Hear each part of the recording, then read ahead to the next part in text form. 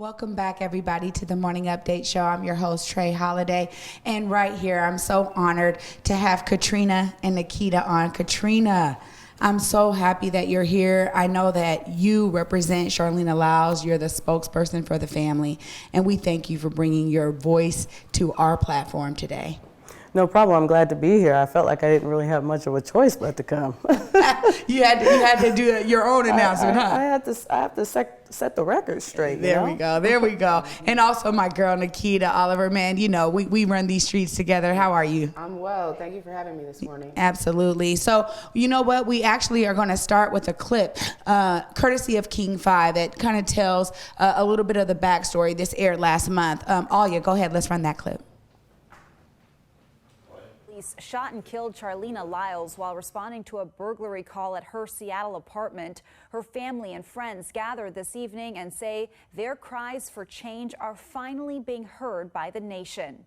King 5's Ted Land is live at Magnuson Park with the message from her friends and family. Ted? Well, Jessica, Charleena Lyles died in her apartment right up there overlooking Magnuson Park 3 years ago. Her family thought her death might lead to sweeping changes in policing, but it took many more deaths for the country to pay attention. Katrina Johnson lost her cousin Charleena Lyles 3 years ago. Seattle police responded to a burglary call at Lyles' apartment near Magnuson Park and say she advanced on them with a knife when they opened fire, killing Lyles, who was pregnant. Her family says the agony never goes away. And every time you see another killing, it just happens to you all over again. This has to stop. But now, after a surge of anger ignited by the death of George Floyd, they say the country, too, is in anguish. What feels different than after Ferguson, after Charleena's death, after countless others' deaths that's happened over the past years? I think it wasn't enough for families to just keep saying something. Everybody had to get to the place to where they were finally tired and enough was enough, and we finally got there. Lyles' families demanding the city of Seattle cut funding to the police department and reinvest in the community. They're also calling on Mayor Jenny Durkan to resign. They say she told them she would change SPD, but they say they're still waiting. Originally, I was for Jenny Durkan, but when you lie to me and you lie to my family, and we're out here still unable to grieve and still fighting, I can't do that. In a statement, the mayor's office said, quote, "The city has so much healing and work to do. That is where Mayor Durkan will continue to spend her focus in the coming days, weeks, and months ahead." Durkan's spokesperson says the mayor's committed to a thorough review of SPD's budget, and she plans to invest $100 million in black communities. Say her name! So what's her name? This community is still mourning, their cries echoing louder than ever. So what's her name? Tonight's gathering was organized as a vigil, but as you can see, it's much more of a celebration of Lyles' life and turned into a rally for change, bringing up cases from all across the country, not just Lyles, but many other people who died during encounters with police. At Magnuson Park, Ted Land, King 5 News.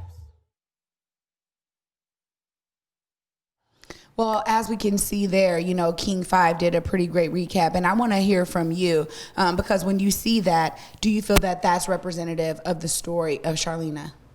I do feel like that is representative of Charleena's story and our continued fight for justice for her. Yeah, so I really, you know, I know a lot of folks out there want to hear the background from your perspective. Let's get some brief history about who she was and how you know her as her cousin.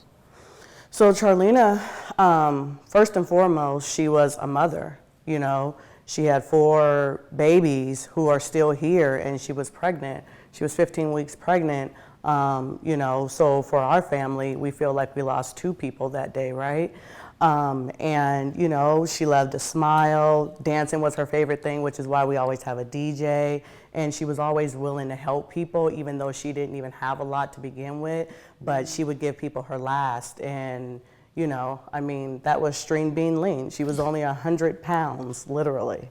And you guys called her string being lean? Yeah, her brother, mostly Man called her string bean lean. Oh, I love. See, that's the stuff that nobody knows about. I love that. I mean, you know, lots of people knew her, especially a lot of people, the drivers of public transportation and stuff like that, because she'd always be commuting around with the babies and stuff like that. So, you know. Yeah, and so for you, you know, this tragic day, you hear this news, and I know that we're definitely going to be getting, because a lot of folks want to hear your response to the spa comment that was made on our show right here on this platform last week. And so you can cue that up pretty quickly. We're going to get to that. But I just wanted to hear from you, you know, as you've been out here, we saw the uptick, you know, George Floyd's death, and now a lot of people have been wanting to say her name. And we want to hear from you. How do you feel that, you know, adding her to this fight, into this movement, you know, does it represent it well, or how can we do it better?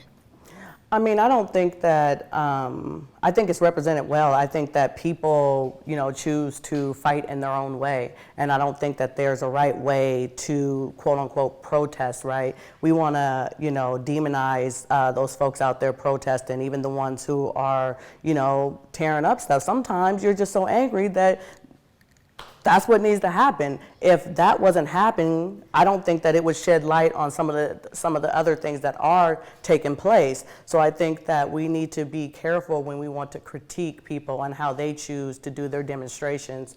And I feel like all of it is relevant. You know, I've been saying my cousin's name since the day she was killed by the police. I mean, you know, it was completely just, I can't even put it into words how upset I got when I got sent that clip, because I'm thinking to myself, we've only been asking for answers this whole time. Like, you know, we were driving up to, you know, North Seattle thinking that, you know, the police told us they had somebody in custody.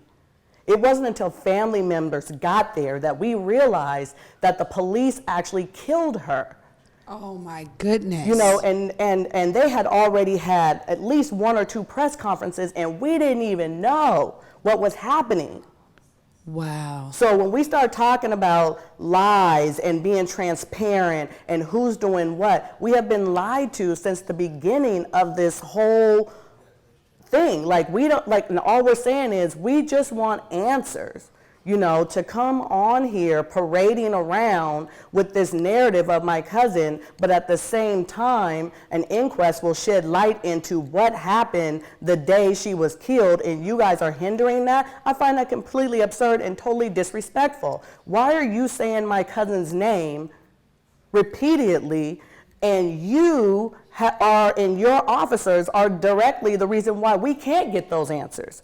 Let us get the answers that we are looking for and that we are seeking, and let the public scrutinize what is happening, and it shouldn't be left up to you. If you feel like this was suicide by cop and that's your guys' narrative, then why not let it play out? Why the lawsuits? Let's see this right now. Let's go to the clip last week. We did have SPOG representatives here, and we want to play the clip from the president. Go ahead so everybody can know what she's talking about right now. A little bit further on that, and sure, use Charleena Lyles' example. Her death is absolutely tragic. And I think that's probably the example. You're talking about Charleena Lyles? To the problem, exactly. Where I hope the community understands that 2 weeks prior, our people successfully were able to de-escalate that situation when she had a lethal weapon and she was holding her family hostage. We took her, remanded her into custody for her mental health evaluation. She was released. And then 2 weeks later, she calls 911 to report a burglary to her apartment. Officers get there. There is some information on the call as far as a flag of mental health, but yet they still have to go investigate that burglary call. They go there, 3 to 4 minutes of a routine conversation, but then they're immediately met with a lethal force encounter where that switch happened. And that is a classic example of suicide by cop. And it puts our people in such a bad position because now, number one, race of the officers gets pulled into this. The victim is black. and you pull in the crisis call, the complete breakdown of mental health system failing Charleena, failing her family, failing the community, can't we put the focus before the police respond to why the mental health system broke down for her for the years that she needed help? Why is the system focused on just the police officers who were just there to answer that burglary call, and they're put in such an unfortunate circumstance? Because I can tell you that one of the members that I unfortunately had to use lethal force in that situation, they took it so profoundly that it impacted their mental health post-shooting. I mean, all these are critical. We're just human beings. Right. And it's just like, that's a tragedy that really needs to be talked about further. Wow. So there we have it right there. Mike Solon, you know, president of Seattle Police Officers Guild. I know you were already getting into it, you know, your response to, but when you saw that clip again, like you said, you were just enraged because you said you guys weren't even given those answers. And then here you are hearing that play out right here on our show. We weren't given any answers. We had one conversation, and that was with Chief O'Toole and Carmen Best at our family's church. And they promised us answers. And every time we asked them a question, they said they would get back to us. They would get back to us. And guess what? 3 years later, I'm still waiting for Carmen, because O'Toole is gone, to still get back to me. I brought reference to that when she was running to become the police chief, and I told her, how am I supposed to believe what you're going to do as a police chief when you can't even get back to our family on the simple things that you told us you would a year ago? And so now we're at the 3-year mark, and we still haven't had any answers. No law enforcement came to us and told us what happened, or, you know, or anything else like that. All I know is that she had a mental health flag in the system. And all we see when we listen to the footage and we see the footage is them laughing at my cousin before they went upstairs and killed her. That's what I saw. They didn't take it seriously. And then I'm thinking 2 6'2", 200 and something pound men and 1 5'3", 100-pound woman. Come on now. Let's be for real about it. And then the whole thing with a knife, I don't necessarily believe that, and my family doesn't believe that, but let's say they're saying a paring knife. Do you know what a paring knife looks like? Right. I'm just wondering if everybody knows what a paring knife looks like. And then we're talking about, you know, the height differential, and then we're talking about you guys have bulletproof vests and all those other kind of things on. Seriously? How about we get down to what really happened that day? When you guys approached my cousin's apartment and didn't see her as a human being and thought things were funny, and you guys took her life. 7 bullets, and not only hers, because 1 bullet went through the fetus and killed that baby. So 2 people died that day, and I don't care how they categorize it. What happened that day was wrong, and it didn't need to happen. And yes, there are ways in which we need to fix our you know, mental health you know, stuff in our community. And that's what defunding the police by 50% will help do. So if you want the community to start doing what they need to do, well, then we need some money, because you guys are sucking up the most of the budget. So that we can start implementing those into our community, so we won't have to call you, and we can call on other people that are trained. There are people all across the nation that have been doing social service for years and have been dealing with people with knives and guns and what have you, and they don't have anything, and those people walk out of there alive. Not only do they walk out there alive, but the person who is in a mental health crisis walks out alive. And just because you have a mental health crisis does not mean you should be condemned to your death. Absolutely. I mean, I agree with you there, and I think that that's what a lot of the community is really picking up on. And Nikkita, you know, I know you said you've been with this family since day one, and so really you understand a lot of that, and heading up a lot of these decrim demands, you know, and defund demands. I mean, this is really your wheelhouse here. Yeah, I mean, in my opinion, what Mike made an argument for was more considerable investments in the mental health system. The truth of the matter is, had Charleena not been responded to by an armed police officer, but instead someone who could respond to the mental health crisis she was experiencing, Charleena would still be with us. The problem is our society has leaned on the police, on the 911 system as it's related to police, as our response to when people are in crisis. We know that system is failing, and we need to be divesting from the police in order to invest properly in those systems that we know save lives. I mean, and also, Mike spoke to race. Race cannot be taken out of the equation. The truth of the matter is that when Black folks in mental health crisis are come upon by police officers, they are more likely than their white counterparts having a mental health crisis to not leave that encounter alive, to actually be murdered by the police. And so reality is, as Katrina was pointing to, those officers did not see Charleena as a human being. The fact that they knew there was a mental health flag in her file, the fact that they laughed before they entered that building meant that they did not enter with the seriousness or the care that her life demanded. And so it really is important that we attach the policy demands, the way that Charleena's family has, to the situation. I also want to just flag the inquest issue. If Mike truly believes that this was suicide by cop, why are these officers so afraid of an inquest, which is a fact-finding proceeding, which would bring to light for the whole public exactly what happened? I believe it's because they know that in this instance, they did not follow policy or procedure, and they did murder Charleena. I'll say it, they murdered Charleena Lyles.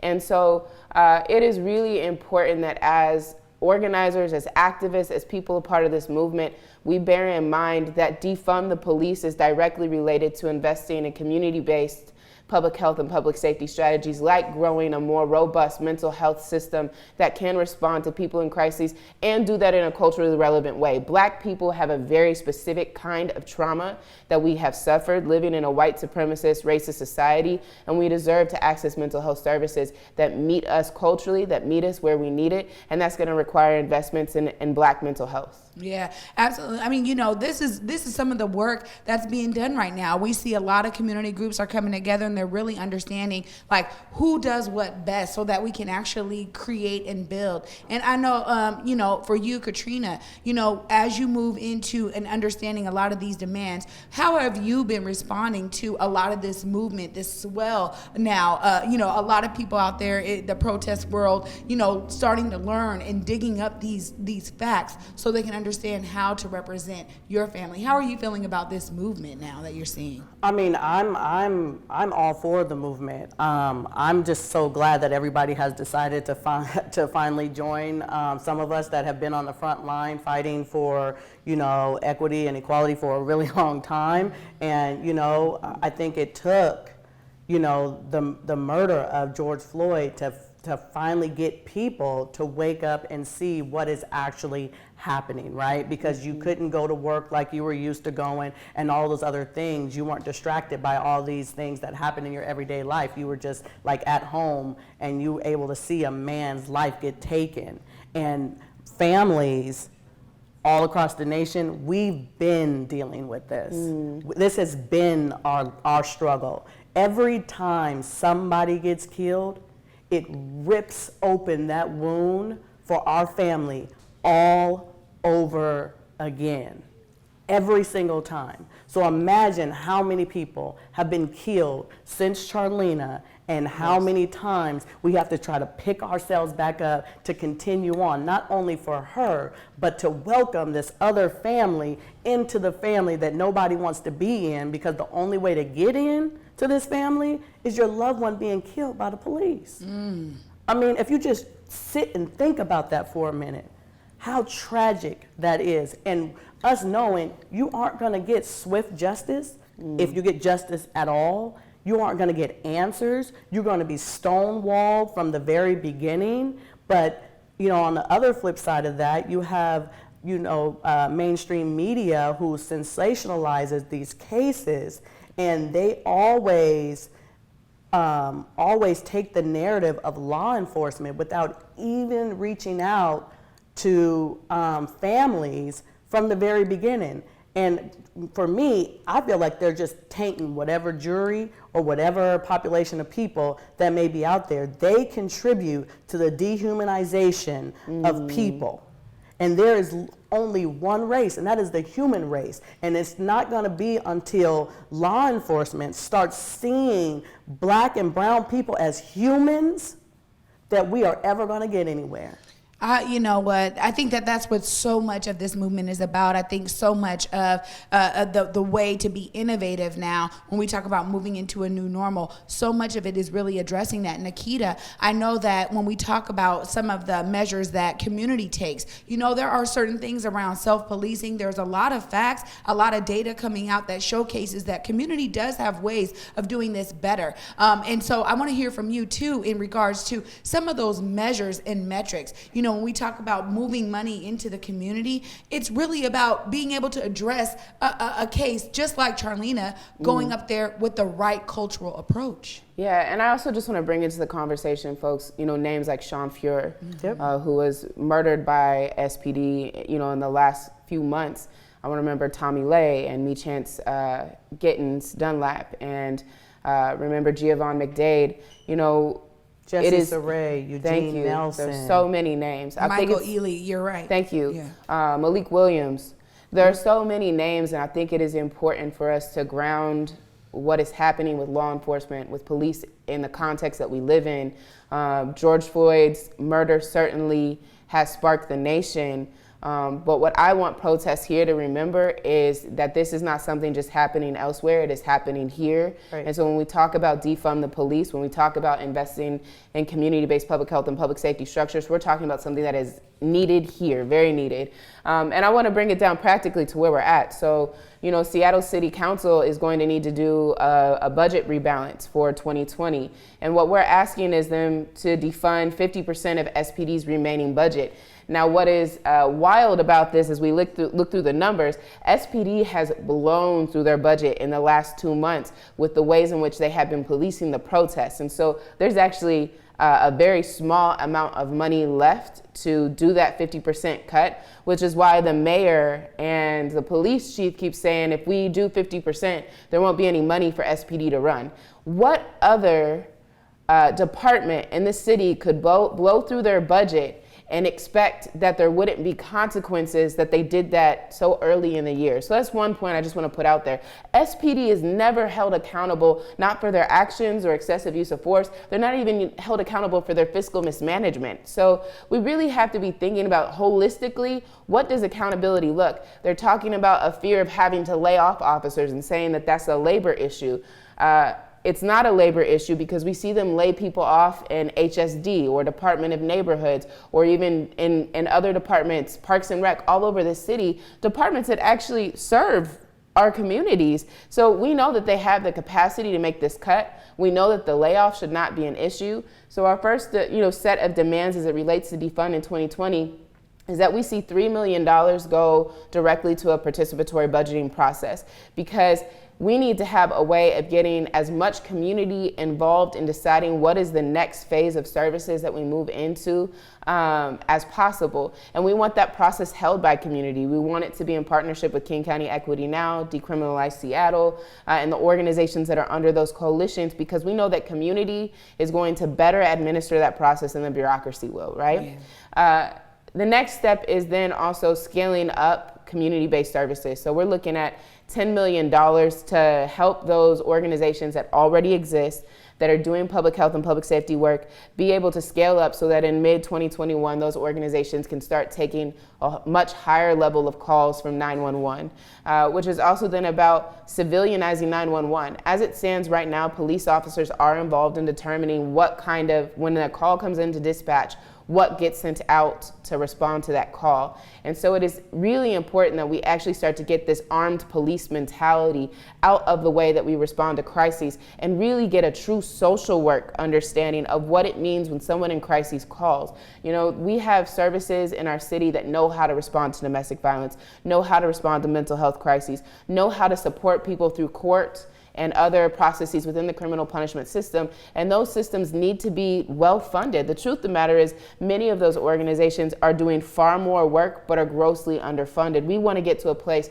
where those organizations have exactly what they need. And then the fourth bucket we're looking at right now is housing, because we know that when people are housing unstable, there's absolutely no way that they can live a totally safe life. When you're worried about where you're going to live or what you're going to eat, you're inevitably going to be pushed into the criminal punishment system. You're going to have to commit quote unquote crimes of poverty, and you're going to have to do things that otherwise you would not do if we made sure that everyone in our city who wanted it had access to safe, affordable housing. So that's 2020. When we get to 2021, we're going to be asking the Seattle City Council to also still commit to that 50% cut of SPD's budget, which is going to be $205 million because their budget right now is $410 million. That is yet again another opportunity to continue to grow our new civilianized 911 infrastructure and to ensure that we grow those services that we know sociologically, we know scientifically. This is not some stuff we made up. There's tons of research that shows this, that we know actually keeps people from ever having to have an encounter with police. And as we strengthen those services, we can continue to decrease SPD's budget until we get to the place where they're no longer needed. No, wow. I mean, it sounds like, a lot of people out there are like, well, is there really a point plan? Does everybody have it together? They know what they're talking about? Because when you hear from the other side, it's like, oh, there's no way that, the police could be defunded in that regard. And so I thank you for laying that out for the people, because I think it's really important that people get educated and get the information that's needed, because this is new. I think a lot of folks are like, well, this is new. This is a new way of thinking. This is a new normal, and this is literally building those foundational blocks so that we can actually have something that, again, based on practices that work. So my last question before we go to break, I want to take it back. As we hear and heard from Spock, this kind of mental health piece. Now I want to hear from you. You just said it earlier that your family experienced trauma throughout this whole process. And I want to hear from both of you. Now, were you ever offered any counseling services, any traumatic restorative practices from the police department? And then, Nikkita, I would like to hear how the community would do it differently. We haven't been offered anything. We have not spoken to the police, and they haven't reached out to us since the day Chief O'Toole and Carmen Best came to our family's church. We have had nothing since then. We haven't been offered any sort of kind of trauma-informed services, mental health services to deal with what we're dealing with. Not Zero. At all, no. Now I know, like you just said, you just laid out a fine point plan. Clearly the community, in terms of looking at it from a human perspective, I believe that the community would do this differently. I mean, reality is, I want to always ground us in remembering that the police do not stop violence. They respond after an incident has already started occurring or has occurred. So we really have to, as we talk about moving into this new paradigm of community-based public safety, understand that the current system we're in is not working. It is why Charleena was murdered. And so really what this comes down to is understanding that Charleena and her family really deserve to receive robust services up front, but also in that moment of crisis, when Charleena called for help, she should not have been met with laughs. She should have been met with care and compassion. She should have been met with a trained social worker. She should have been met with community-based supports, and rather she was met with armed police. And the truth of the matter is that the police have shown us that they only know one response when especially a Black person in mental health crises scares them, that their only known response is to shoot and kill. Whereas we have seen other times where white folks in mental health crises receive a different standard and level of care because the value for their life, as it's seen by the whole system, but by law enforcement, is very different. You even look at an issue, and I know this isn't Seattle, but it does help us understand law enforcement across the board. Dylan Roof murders 9 Black people in a church, and he is somehow apprehended without issue. He is apprehended alive, and he's given a meal. Charleena Lyles should have been met with care. She should have been given compassion, She should have been given a social worker and supports and received a meal. Wow, what a comparison! Thank you guys both. I know I gotta bring it up. Omari is going to be coming up next, and I know he has some deeper policy questions for you guys and wanting to get into that. I really thank you guys for this discussion, and I really thank you, Katrina, for being here and being able to give our audience some background into who Charleena was. So thank you guys for watching the Morning Update Show. Stay tuned. We'll be right back.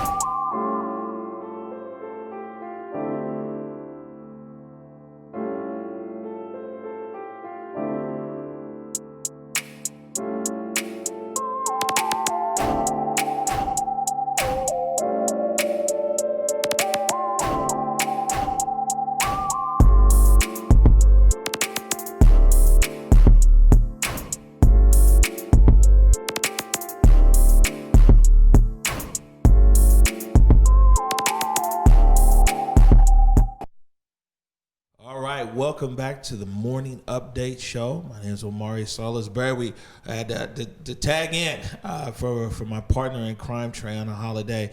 A special episode today. So if you guys are watching the clock, we're definitely going long because, you know what I'm saying, we want to be able to give equal time. We went very long with Spog last week, and it's important. People really like the Converge network because we let people speak in long format. And it's not a platform that's built for sound bites.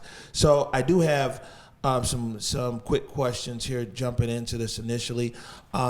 Reached out directly to Chief Carmen Best after Officer Solin's statements here last week about suicide by cop. Also reached out to the public information officer over the Seattle Police Department to see if that was their official position.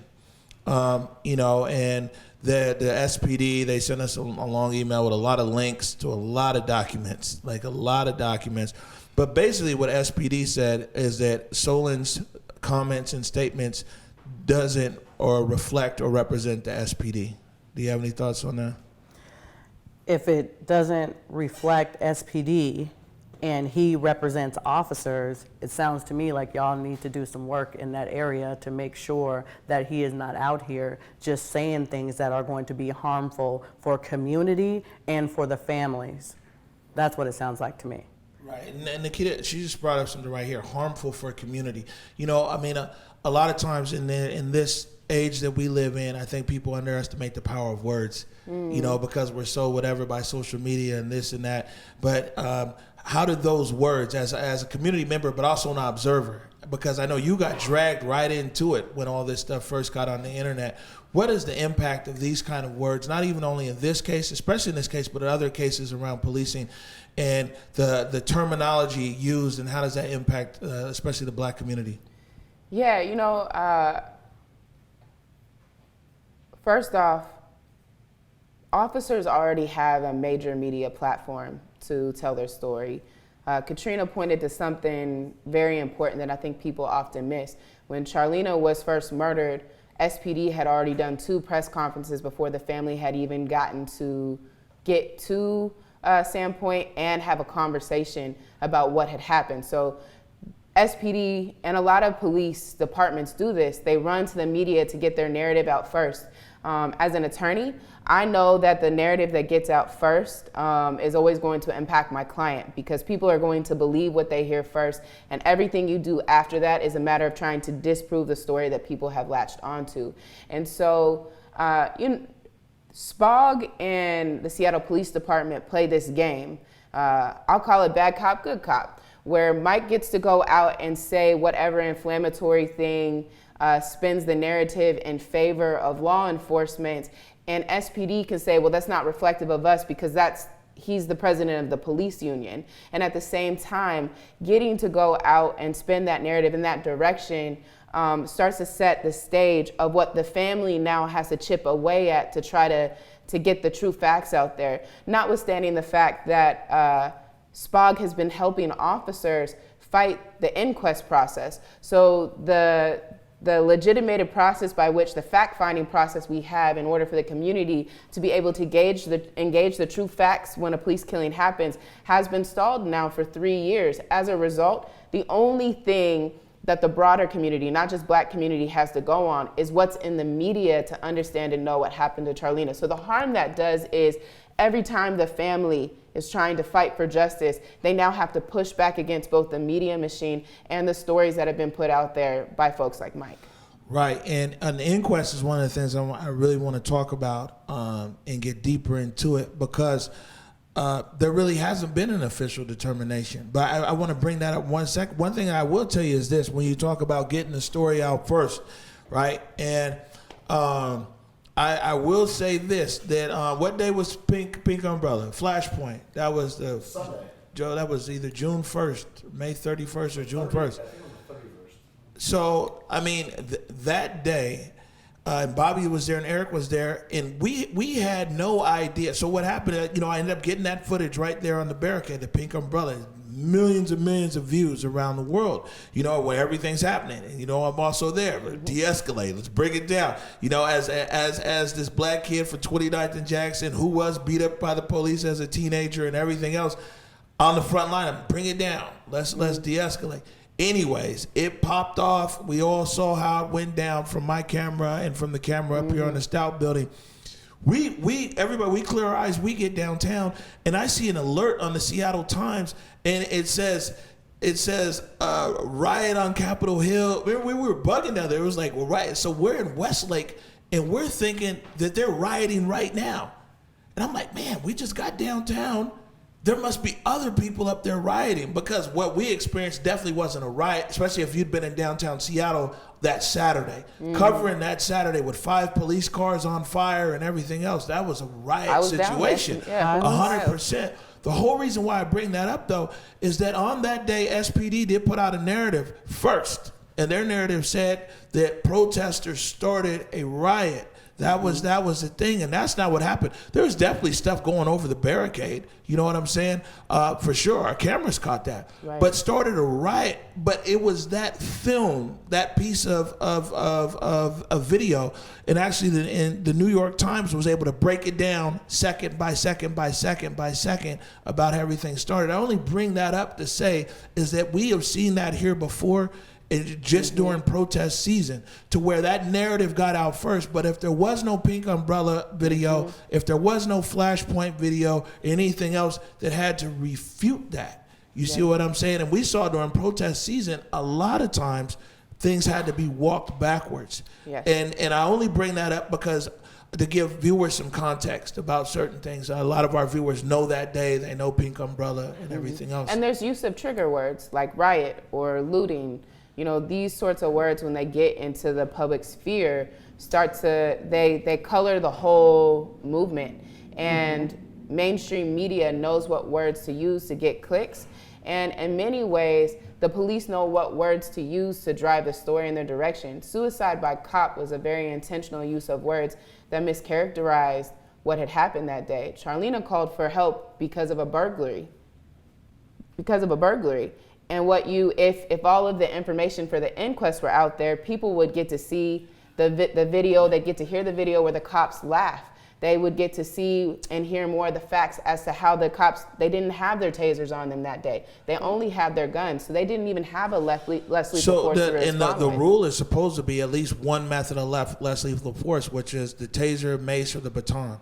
Yes. Right, and one of the officers did not have their tasers on them, and that was a violation of policy, and I think he got 1 week off without pay, and my cousin's dead. Right. Let's talk about this inquest here, because, and Nikkita, as a lawyer, and as long as you've been on this, I'm sure you guys probably got the same legality understanding, or even higher for you on your end. Now, the inquest is basically a process where, once you explain in a layman's term for our viewers what the inquest is, just the front and back end of it. Yeah, so an inquest is really just what we would call, quote unquote, a fact-finding proceeding. It is an opportunity to walk through everything that happened that day. They would also pull out evidence around policy and procedure.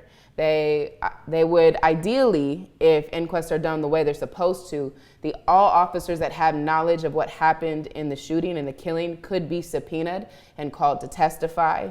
And then the way that our inquest should happen in our county, the jury really should have the opportunity to make a determination about criminality. So the inquest is basically just the fact-finding mission. And so who are the investigators who are fact-finding? Is that outside oversight, or is that within SPD itself? It's jury members, like you and I. You would have get called in a jury. You would have an inquest jury that hears all the facts. I believe there is a series of questions they respond to at the end to determine certain aspects. You'll have an attorney, usually from the family and also from the city or county. So it's almost like a grand jury in a sense, but not going after but where a jury is impaneled and basically people present evidence one way or another. Yeah, the difference between a grand jury is definitely to determine whether or not there will be an indictment. Right. What happens at the end of an inquest is a couple of things. One, there's now a public record, a public fact-finding of what happened in that instance, which in my opinion allows community to have access to details we don't get through media, to then be able to make a determination of our own. Do we think that law enforcement acted wrongly? The second thing that can happen and should happen, there's actually a lawsuit happening about this right now, is the inquest jury gets to make a determination about criminality. Now, the prosecuting attorney's office does not have to follow this, but they can determine whether or not they think what the officer did was criminal. It's like a recommendation to the prosecutor. So let me ask you this then.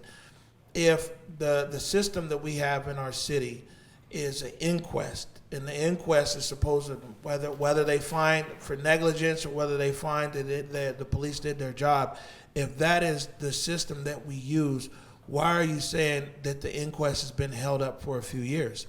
And does that also mean that there has been no official determination on this case?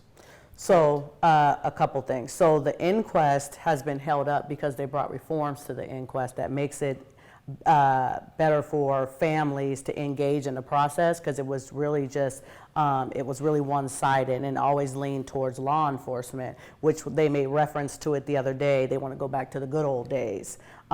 Which families wouldn't get access to the evidence. They Attorneys. wouldn't have an attorney. It was a very one-sided process where law enforcement really had the upper hand in kind of controlling how the proceeding went and how families got to engage in it, even though that's not the way they would describe it. Right, and even we wouldn't even be able to share anything about our loved one, humanize them. None of that was allowed in the old inquest process. That's why this one is important. But make no mistake about it, because before the investigation was even complete on Charleena, we met with the deputy prosecuting attorney, which was Mark Larson, and he told me and my cousin, Charleena's sister, Monica, that neither of the officers would be charged with the killing. And that was before the investigation was even complete. So he told you that before the investigation was complete, the inquest. Did he say that, just in the context, did he say that like, well, it's in my experience, police usually don't get charged, or he said that like, these guys aren't gonna get charged? He said they aren't gonna get charged. And from that day, I was like, oh, okay, I see how this works. there is really no such thing called justice in the sense that I think is going to happen, which was why I was pushing for like 940 and other sorts of kinds of reforms, so that actually an officer to even be held accountable could even be a thing, because it wasn't here in Washington State.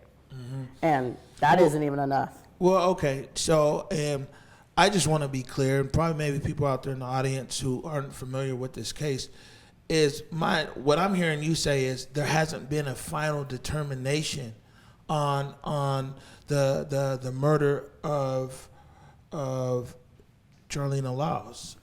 Or many of the other folks who have been murdered since have not had inquests either. When Solon made his statement, it's not even aligned with, it's not even based upon, well, you know what, I looked at the final inquest, and based upon the final inquest, I feel that it was suicide by cop. What you're saying is there's not even an inquest that's out for anybody to make this a statement, you know what I'm saying, based on the inquest or whatever. Correct.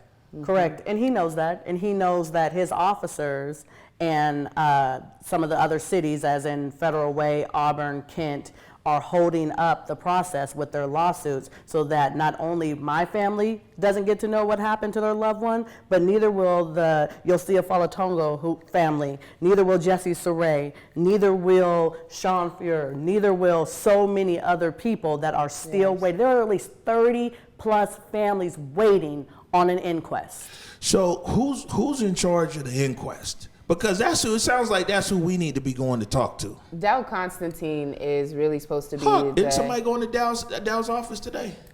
There is a protest, a labor protest, going to Dow's office today downtown.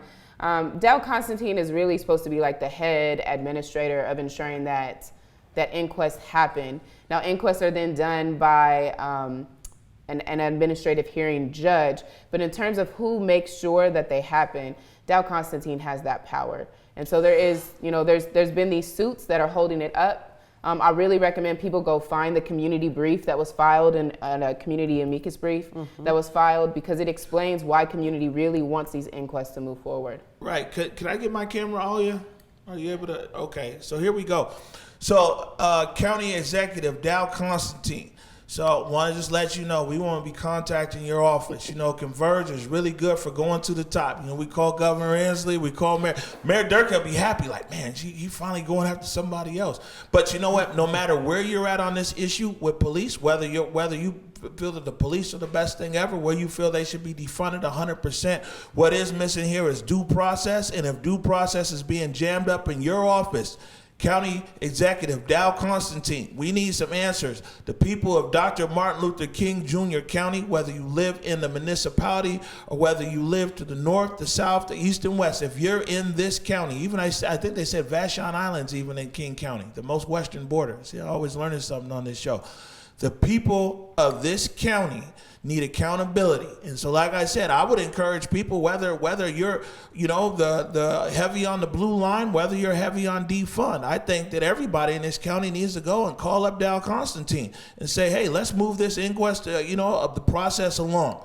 And it takes activism from the people, by the people, to make these wheels turn down there in City Hall, or be it the county council or at the state level. So, County Executive Constantine, we're going to see you an email later on today. We'd love to have you on the show so you can explain what's going on. And maybe, who knows, it might be a citizen type of thing. We need more citizens to do this and that. Put the call out there. But we're going to use the platform to do that.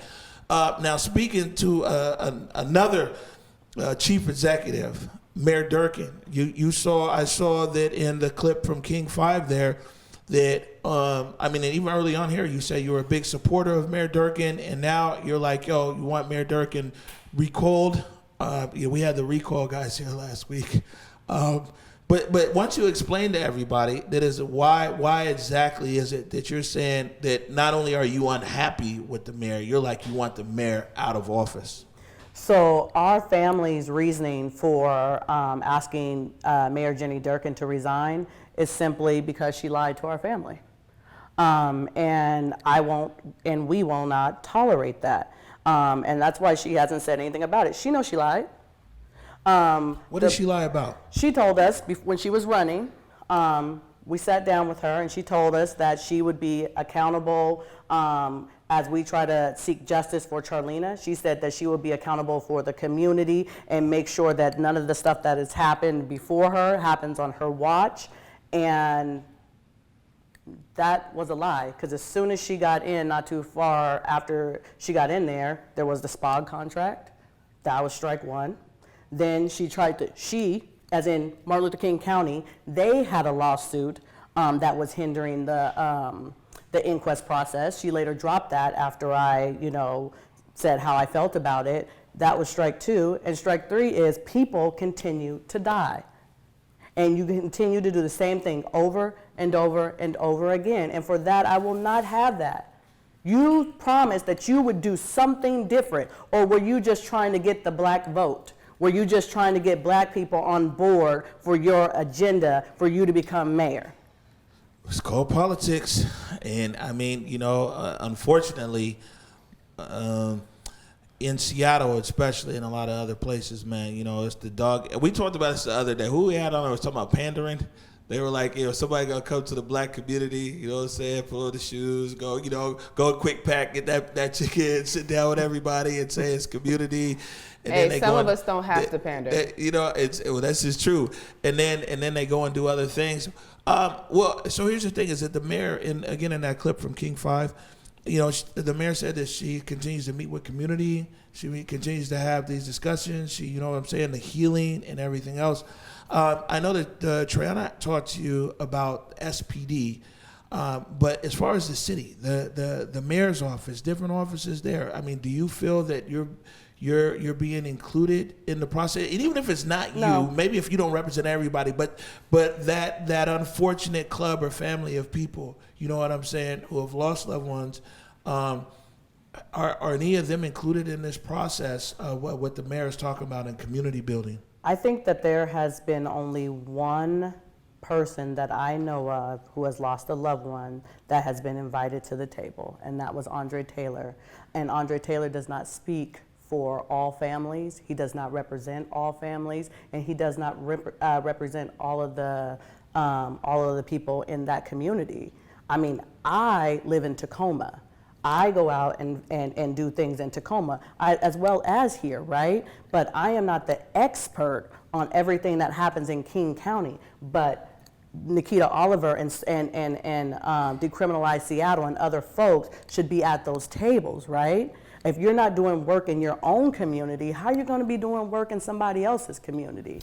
So what I hear you saying is, like, with the Charleena, yourself, it's almost like, you're staying active for the hopes that seat at the table is occupied by people like Decriminalize. So they're having right, and other families in Seattle. There are other families in Seattle. There are so many other families that in unincorporated King County and specifically in Seattle that can be up at that table, right? I'm more than willing to take a seat, but I don't mind yielding my seat to other people. I don't feel like I have to be there because I'm going to support these families behind the scenes regardless. I don't have to be at every table. It's not about me. This is not a moment. It's a movement, and it takes all different kinds of people and all different kinds of angles. And the mayor should not be dictating who is community. How would she know? Does she live in that community? Nikkita, I'll let you follow up on that. I mean, I agree. I think reality is too often when politicians talk about meeting with community, it is those community members they are most comfortable with, or it is those folks that are least likely to give them pushback. And what we really need, especially in a democracy, is to have elected officials that are really actually willing to engage the folks most impacted, who likely are going to actually have a lot of critiques of them. And I have seen Mayor Durkin and Chief Best not only shy away from those who are pushing so hard, but try to go find those black faces that support their direction and never really engage those who don't. Yeah, I mean, it's crazy. I talked to a lot of people downtown, especially early on, not these days. A lot of people have censored me now. They don't. Early on, before, I get a lot of interviews, but it's like, man, this is the position that guys take. It's not always going to be, it's different, but you know what? It's like People talk crazy to pro athletes because they don't want people heckling them. Hey, you get paid all this money, man. You know, like somebody like LeBron gets heckled, even worse online than out on the court. You know what I'm saying? I mean, even Russell Wilson gets, heckled, this and that. It's different. It's a sport, but it's an expectation that not everybody's gonna agree with. Even people want you to win. Russell, people love Seahawks. Why didn't you pass instead of run? They want the Seahawks to win. They disagree with the play call. And Pete Carroll, they disagree. That's the nature of being in that arena. Pete Carroll can't be like, I'm only going to take questions from reporters that I agree with. Russell, that sounds like somebody we know. Sound like Trump. The only person who could get away with all of that was Marchand, but that's a whole different kind of story. But it's crazy that these public officials who are elected, now all of a sudden they run away from a dissenting voice. I mean, imagine if Pete Carroll did that, people would be like, we got to fire him. Even worse, they use the language of the movement and then run away from the movement that has actually developed that language. If you read Mayor Durkin's tweets, you would think that she was down with defund the police. You would, if you looked at what and I'm sorry, let me stop you right there. And if you don't mind, because we have Nikkita here, there's a few defund questions that I wanted to ask her about. One, the mayor, 56 million. She wanted to move 56 million in operations that are currently sit in SPD operations. She wanted to move out into independent operations. That's different than defund, right? Correct. Yeah, simply moving operations is not defund, though that does need to happen. There are things like 911 that needs to be moved out of SPD. Defunding the police is actually about taking funds, not just departments within SPD, but actual funds, divesting them and reinvesting them in the strategies that we know actually work. I've heard them say that strategy, and so maybe this is what you mean. Because we've heard Mayor Durkin on this show, and when we did the interview at City Hall, but talk about defund, and a lot of times it sounds exactly like how decriminalize or defund is saying, but it's actually two different things. I think what the mayor is saying is like in an operational sense, shifting funds. Yes. And what defund is saying is like, no, give us the bag and we're gonna go put it in the neighborhood. Exactly. And that is the difference. We don't simply want to move certain operations around of SPD. We want to significantly decrease the size of SPD and invest in scaling up community-based public health and public safety strategies. And that's not gonna happen if it's just operationally moving departments and funds. And now, what do you think of Chief Best? Chief Best has come with her reimagination. The last time that I really talked to you was we had a text message conversation because Chief Best had made a statement, and what I latched on was the part about mental health. And Chief Best was like, there's a lot of services that really the police probably don't want to do. They talk about 17,000 mental health calls. And then you got people like Decriminalize who was like, hey, there's community organizations that are best suited with this, but they just need funding. And Chief Best also said these organizations just need funding. And so what I did see there, at least in our view, was a parallel, right? I'm always trying to find a bridge to build. Yeah. And it looked like to me in that conversation, it looked like mental health might have been a space. But what do you think about the chief's whole reimagination strategy here? And I'll also ask you as well, Katrina. Again, I think it's a way to try to quiet the movement. Reimagine police is some idea that we can take armed responses and reimagine them and make them better. If there's 17,000 mental health calls and they know that they're ill-equipped to respond to them, then the funding they've been using to respond to them should be removed from them and given to organizations and institutions that are equipped to respond to them and need to be scaled up in order to do it. That's just the reality of it. And we know that SPD is not equipped to respond well to mental health, domestic violence, housing instability issues. And so as a result of that, if we know that this agency that we've invested $410 million in without any proven track record of effectiveness is ineffective, she's admitting it, then the thing is to, if you were just thinking fiscally manage well, move those dollars into an institution that can respond effectively and actually keep the public and community safe. Right, and before I have you answer, I think that for defund, because defund is a blunt tool, and it's probably supposed to be that way because it's like defund, and then behind that you get all the details of what defund really means. And we're working on those details. Right. Well, I was saying what I told you before. I talked to Riel Johnson, and Riel Johnson, I think, probably had the best explanation when I try to explain to people online. Riel said that for him, there's an investment made in public safety. X amount of dollars, $400 million if you just say police. The actual budget is bigger because it includes fire and medics. But what he's saying is, okay, $400 million are invested in public safety. He said the public doesn't feel they're getting a return on their investment, so now they want to reallocate this budget to be able to effectively get a return. Correct. And it was like defunded, like one sentence. But okay, so I see you're on the same page. When you hear Chief Betts talk about reimagining policing in Seattle, what are some of your thoughts? I mean, I think that she is just trying to sugarcoat things. I think that she is trying to skate by and appease some of the Black people in community that still support her.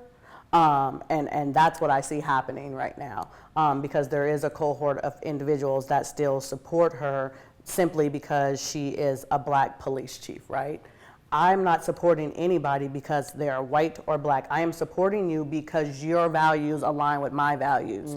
I do not want to see policing done with social workers or riding along with police officers while the police are escalating a situation and the social workers are trying to de-escalate that situation. Now, not only are they trying to de-escalate the officer, they're trying to de-escalate the person who is in a mental health crisis to begin with, right? So I think we need to pull it out.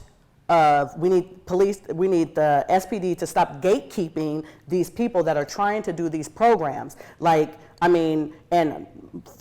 no mistake about it, LEAD is not the panacea, right? But it is a tool for individuals that commit law violations or who have profound behavioral health needs, right? And we need to think about them being able to move into there. We need to talk about, DESC and other organizations and Black-led organizations, creative justice, community passageways, credible messengers, moving into their communities, doing the work that they're already doing for their people, and knowing that they're holding their people and they see them as human first. Need to be doing that work. And let's remember that reimagine is just another way of saying reform. They're literally saying the same thing they've been saying, which is reform SPD. They can't say that anymore because it was clear that the consent decree and all the reformist ideas did not work. So now it's reimagine SPD. It's just a nice way to say reform. And I think the power of this movement right now is people are not willing to accept reform. They want transformation. There is an understanding that policing is deeply racist and rooted in racism and has continued to perpetuate racism. And why do we continue to invest in a public safety model we know does not work for everyone when we have science and sociology that tells us what public safety, what public health strategies would work for everyone? And that's really what defund is about. Getting a new paradigm, a system and an infrastructure in place that keeps people from ever having to encounter violence or the criminal punishment system. Right.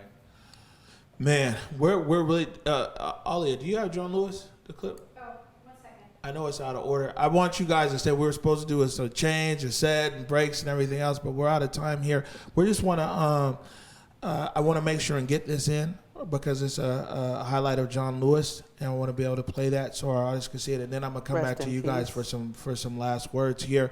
Real quick, want to be able to get this in. This is, and I actually got this from the BBC because the BBC really does a good job at taking their time on a lot of stuff. Used to live over there in that part of the world, but especially when they highlight stuff in America, they actually tend to take their time on it. So this was just a clip right here. We wanted to make sure and get this in. We thought we were going to have more discussion about the late congressman today, but I think that this discussion that we've had here together has been amazing. But I definitely want to play this clip, and then I'll come back to you guys before we get out of here. Go ahead, Alia. Now, US presidents past and present from across the political divide have paid tribute to one of the leading figures in the American civil rights movement, John Lewis, who died at the age of 80. He was one of the organisers of the 1963 March on Washington, where Martin Luther King made his I Have a Dream speech. Rajini Vaidyanathan looks back at his life. John Lewis dedicated his life to fighting racism. He He marched alongside Martin Luther King and lived to see a black president. Born in Alabama in 1940, John Lewis grew up in an America that was deeply segregated. I would come home and ask my mother, ask my father, why segregation? Why racial discrimination? They would say, that's the way it is. Don't get in the way, don't get in trouble. But Dr. King inspired me to get in the way, to get in trouble. As a student activist, he became a close ally of Dr. Martin Luther King, fighting racial injustice with a message of non-violence. He took part in sit-ins against white-only lunch counters and was beaten by white mobs as he peacefully protested segregation on buses. You arrest me, you beat me, you throw me in jail. Well, what else can you do to me? In 1963, John Lewis was the youngest speaker at the March on Washington, where Dr. King delivered his famous I Have a Dream speech. Looking out over that crowd, I saw hundreds and thousands of young people, fresh from the jails of the South, fresh from the struggle, the front line, there. We were ready. We were prepared to go back to the American South and fight the good fight. And so they did, 2 years later marching for voting rights for African Americans. They walked from Selma to Montgomery, Alabama, You are ordered to disperse. where they were attacked by police. By the 50th anniversary of that march, John Lewis had become a politician, known as the conscience of the US Congress. It is a rare honor in this life to follow one of your heroes. And John Lewis is one of my heroes. And it was Barack Obama who awarded him the Presidential Medal of Freedom, America's highest civilian honor, when he was 70. Diagnosed with pancreatic cancer last year, John Lewis was seen at recent protests after the killing of George Floyd. We must keep the faith, keep our eyes on the prize. John Lewis lived through many chapters of the civil rights movement. His mantra was simple: never give up, never give in. John Lewis, who's died at the age of 80. Man, rest in peace, John Lewis.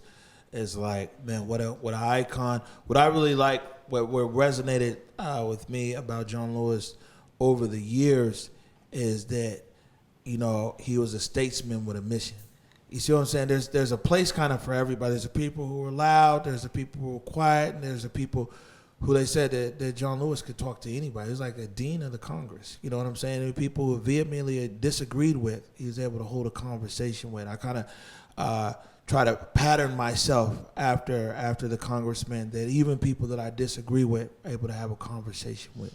Yeah, I mean, that's really where the bridge building happens, right? It's about understanding somebody who you think is on the opposite side of you. And clearly he represented that and exemplified that in such a beautiful way for our community. We were on the call with Dr. Mims when the news came down on Friday, and all of us just gave a moment of silence because we all know that name and we know his work. Yeah, I mean, John Lewis, iconic. And, you know, I think what people probably understand is, like, 23 when the March on Washington, 23, just passed away at age 80. So that's 57 years.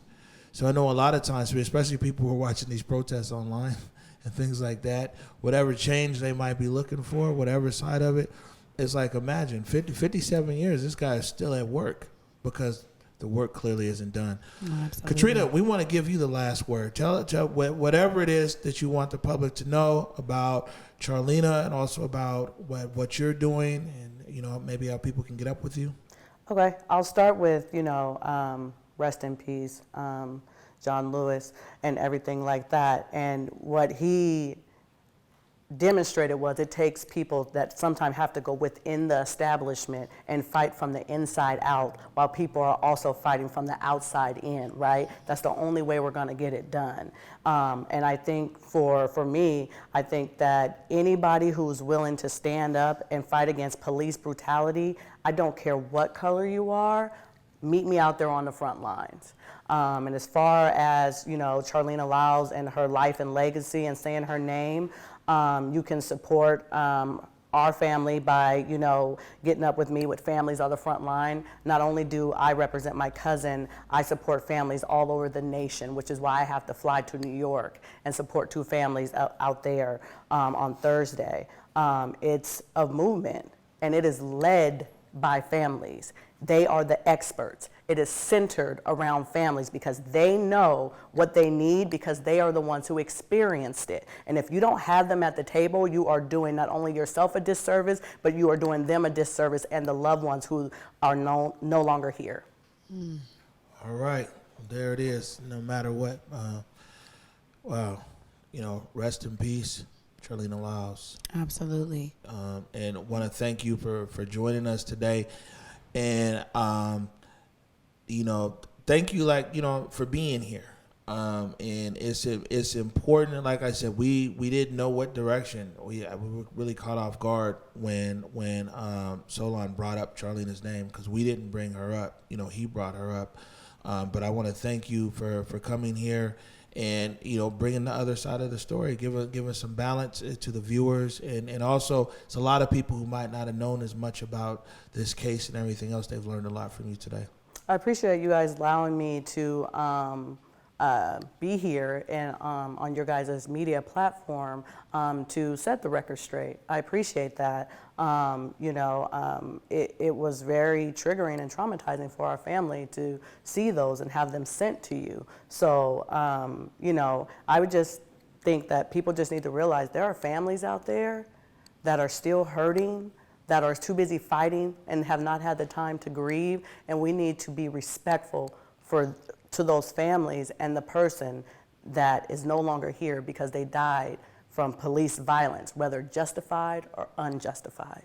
Right, and I'll say, County Executive Constantine, you know what I'm saying? I mean, people should ultimately be able to speak freely about a case, and the only way that can happen is at the old end of the day is for these inquests that are jammed up out there to come, for the process to start moving. So we're going to reach out there to Dow Constantine, to the county executive's office, and like I said, no matter where you're at on this issue, people, the process has to move forward. People need to get involved. Hey, I want to invite you to stand with us, huh? Yeah, we got to stand when we end. So what I know we went long today, but it's for a very good reason, everybody. And we're back again tomorrow at 11 a.m. for the morning update show. Any last words, Charleena? Yeah, just thank you again for being here and honestly representing, like you said, those families that are still dealing with the death of their loved one. And so just thank you for uplifting that message and actually being here on this platform. Thank you. I'm glad that you guys stayed with us. Thank you for watching. As O said, we'll be back tomorrow at 11 a.m. Peace.